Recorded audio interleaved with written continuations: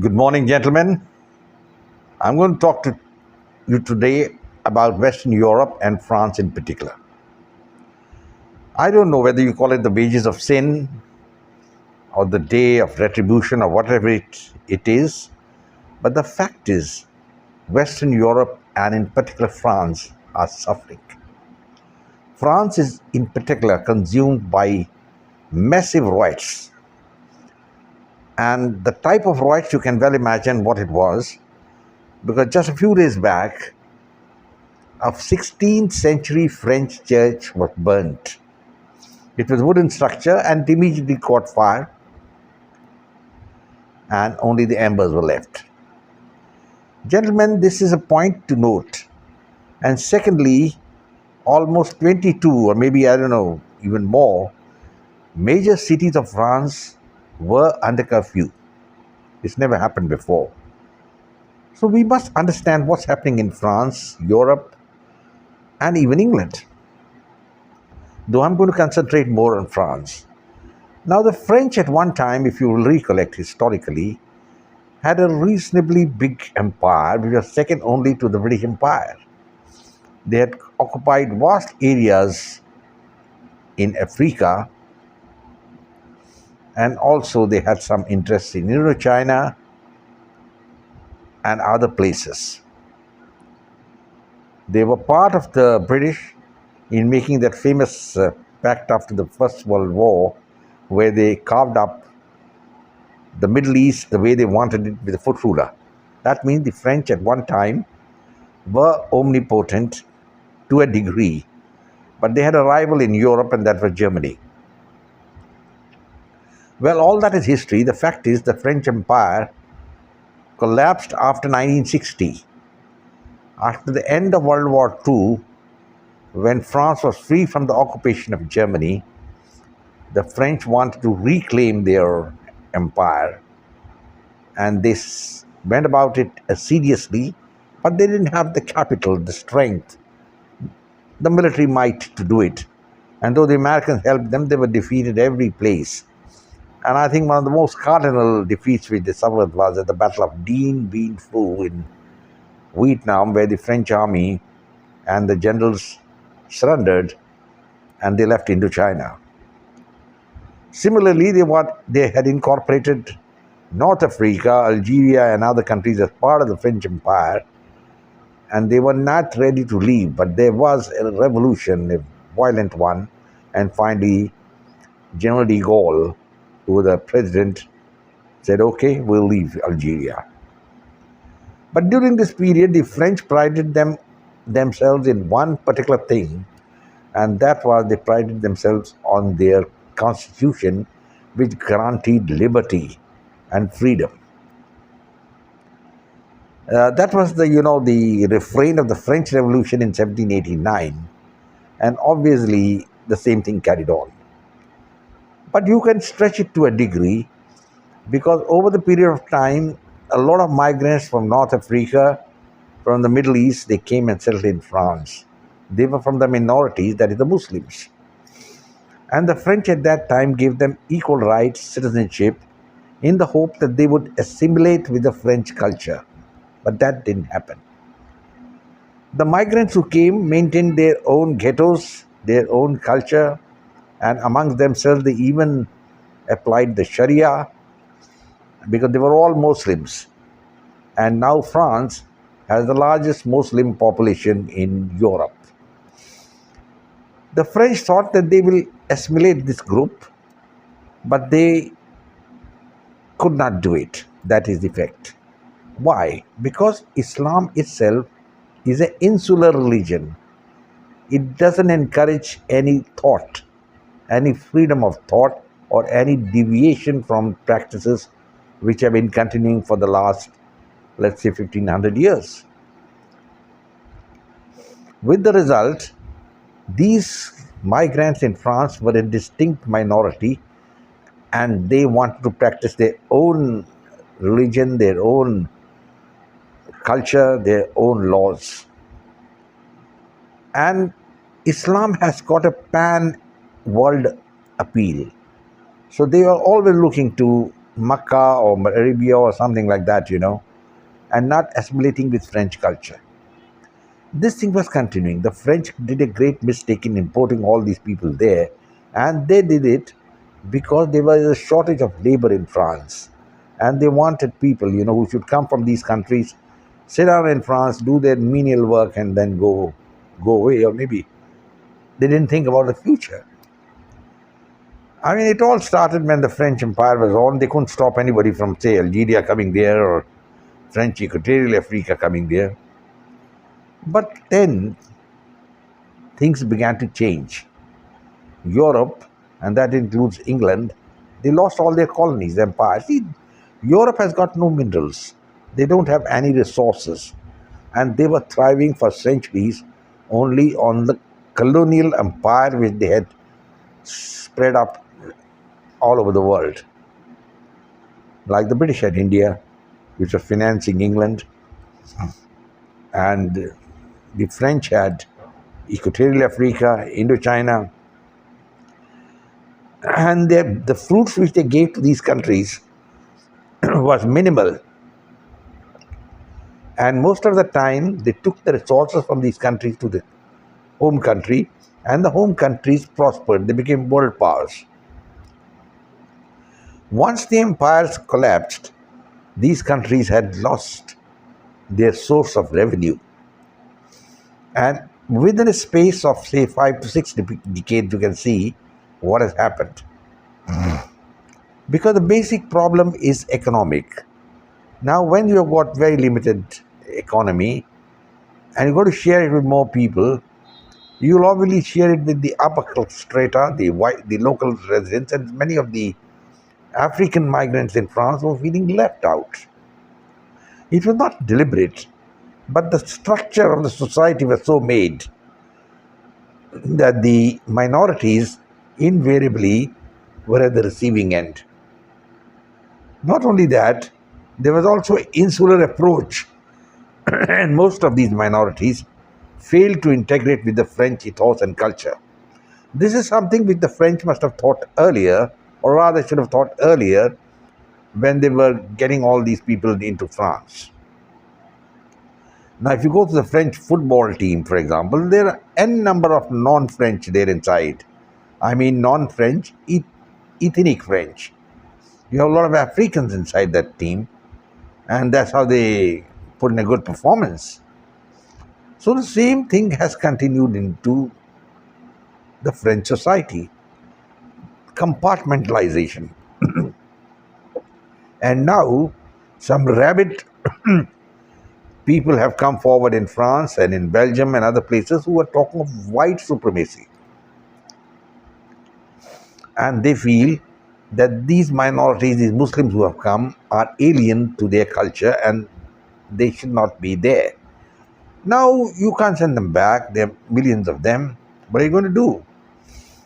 So, France has to look for a solution, and there is no solution because you have to pander to the taste of these people, and they are a significant bloc, and they're a violent bloc.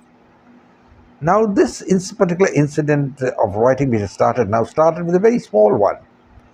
A young French boy who was, say, 17 years old, who was a habitual traffic offender. This boy was shot dead when he ran away from a checkpost. And I don't know whether the police are justified to do this or what they were supposed to do in any case. But in any case, that boy was shot dead. And that lit the matchstick. See, there was always undercurrent of violence, dissatisfaction in France for decades. But these people were not coming out into the open, and they were trying by constitutional means and other things to get their rights. They were given their rights. But as per French culture, and these people were not prepared to accept French culture. That is the point. So there was simmering discontent, and once this boy was shot dead, it just erupted, and there was violence. I think France has never faced anything like this before. And the Western press is guilty because they were trying to, sort of give a cover up to the French writers and saying it's not all that serious and things like that. But my friends, it is very, very serious because this is the end of the French power. It looks to me like that. I don't know whether the French President Macron has realized it, because now his hands are tied. There's nothing he can do. What he can do in this respect? Because these millions of migrants who are there in France, who profess the Islamic faith, have not integrated with the French society. They still want their rights and they want to live. Frankly, they don't know what they want, honestly. It's just an expression of dissatisfaction, because they do not feel that they are being treated like the white race. And the white race, that is the French, ethnic French, feel these people are inferior. There's no doubt about that part. I've been to France and I've seen that how things are going on there.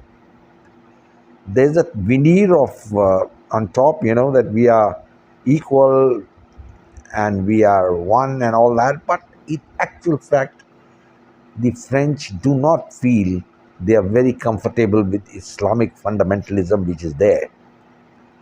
You can't run away from it and you have to face it. And France is not the only country. I believe now the rioting is spreading to Belgium. And England, which has lost its empire, is also in serious problem. Last time one of my friends told me that in London, you can't buy more than 2 kilos of tomatoes at one go because there's a rationing on in the supermarkets. And they don't know what to do because the British at one time had India as, the holy cow. You could take away $2 or $3 trillion from here and put it in England, get the industrial revolution going and all that, and then become a great power. But once you lost that, you are nobody. Who bothers about England now? England is now dependent on exports and imports from other countries. They're desperate for a free trade agreement with India, and they ready to do anything for India now, including crackdown on the Khalistanis. The power equation has changed so much that the Indian security advisor, Mr. Ajit Doval, rang up his counterpart in England and told him to come to Delhi for discussion, and he came like a dog wagging his tail. The days have gone. England has got an Indian Prime Minister now, an Indian origin Prime Minister. The whole world has gone changed. Germany is facing a recession, and on top of it, the Americans have got all these Western European nations and Eastern European nations involved in the Ukraine war. Now, this is another very dangerous portent. I don't know whether people really understand, because the first two world wars, the battleground was Europe. Europe also threw up a lot of fundamentalism, a lot of racism. You can't imagine 6 million Jews being executed by Adolf Hitler. How can the Germans forget about it? Their sins can't be washed away. Never. Then you had General Franco in Spain, you had Mussolini in Hitler, along with Hitler in Italy. So it's all very sad. And the Second World War, and now the Third World War. The Western Europeans have not realized that they must live and let live. The Americans and the Anglo-Saxons in particular, the British, are hell-bent on controlling the world. You remember the Indian Foreign Minister, Jaishankar, had said, Europe thinks their problems are the world's problems. The world's problems are not their problems. So now they really have a problem. Germany, as I've just told you, has gone into a recession. It's never happened. The biggest economy in Europe. And the Germans are wary of fighting again in Ukraine, because in the last battles which they fought during World War II, they suffered catastrophic defeats. The famous battles of Kharkiv and Kiev are well known, the tank battles. So Germans are wary of it. They don't want to get into it. But the East European countries, who have been under the Russian yoke for centuries, want to break free, and they want revenge, and they want that they should be part of NATO, and not only that, Ukraine should be part of NATO, and they destroy Russia. See, all this thing I'm talking in a rambling way is something which you can think, you can dream. It's not a reality.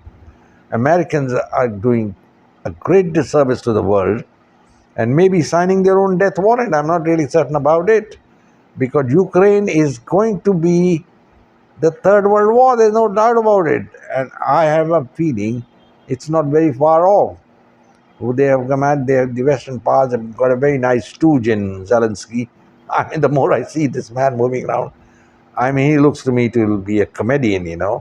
And this man, I believe, was an actor earlier. So, I mean, what can you do about such a man? And what about France? I thought French were very liberal. Yes, they are. I thought they would strike out a different path. They haven't done that.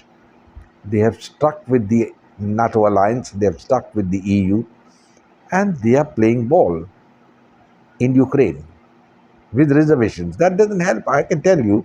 Reservations have got no meaning. The Germans have got reservations, yes, but they haven't openly opposed the war in Ukraine, which is an American creation, an instigation by the United States. There's so many things, gentlemen, which are going around in Europe. And all this shows only one thing, that Europe is gasping for breath, its last breaths in the oxygen tent. It's very sad, but that's precisely what's happening. Now the Americans are going to give cluster bombs to Ukraine. What's going to happen? It's escalation at every stage. And the next step is the escalation is a nuclear step. The Russians are not foolish. They have the latest weaponry. See, Russia may not be an economic power, but it's a great military power. And none of the European countries have got the manpower to destroy Russia. They don't have the manpower. Now, recently I read that they're holding a meeting, the NATO leaders in one of the countries, I think Latvia or something like that, and they said about 2,000 soldiers are going to guard them and all that. I mean, it's so silly. Russia is not going to disrupt any NATO meeting. And what is NATO meeting going to achieve? I mean, they haven't been able to achieve anything beforehand. What did they achieve earlier in the last 75 years? They couldn't stop the Ukraine war. They couldn't stop the occupation of Ukraine. Part of it has been taken over by Russia, the Crimea, etc. And the Ukrainian army is suffering heavy casualties. I'm told that for every one Russian killed, 9 Ukrainians are dying. And yet, the war is continuing because America wants it. Joe Biden is leading the Western alliance to doom. And he's got a sidekick, in the British. I thought Rishi Sunak, as the Prime Minister, would chart out a different course, as we expected Macron to do it. But both have failed abysmally. Macron, I think, has more worry now about how to take France forward, how to integrate the Muslim community into their culture. They can't do it. There's no way it can be done. You can keep doing any sorts of laws, regulations, and keep talking of your past history, French Revolution, this thing, Napoleon, all that. It's got no relevance. As it stands now, France as a world power is nowhere on the scene. Number one, their economy is in shambles. Number two, number three, there is ethnic unrest in France. And the French, in my view, should better look inwards. I won't say they're doomed yet, but this war in Ukraine is going to spell doom for these countries. And just like Hitler came to power in 1933 on a minority vote, and the majority and the majority said, well, it's quite okay, nothing going to happen, we'll control this man. Same thing is happening now. The majority of the people I met in Europe don't want to be involved in Ukraine. But they are not able to oppose the American hegemony because they've been taking doles from America for so many decades. The Americans hold all the screws. Gentlemen, the situation in Europe is very grim. And this is a sign that Europe is gasping for breath and probably will have a demise. I hope it doesn't happen, that such an ancient civilization should be destroyed. But they're heading towards it. France, in any case, is a sad case. He's not going to recover, mark my words. Macron may keep on trying to put a lid over so many people here and there and put forward some people from the minorities, the Muslims, that we are French and all that. And relevant. The majority of the migrants don't feel they are part of the French culture. So, gentlemen, I think that should be the end of this thing. This is a talk which you all will understand it, and those who are curious can go through my old videos. I will now close and say, Jai Hind, glory to India, and do like my videos, share it with your friends, and don't forget to subscribe. In the meanwhile, take care of yourself. God bless and goodbye.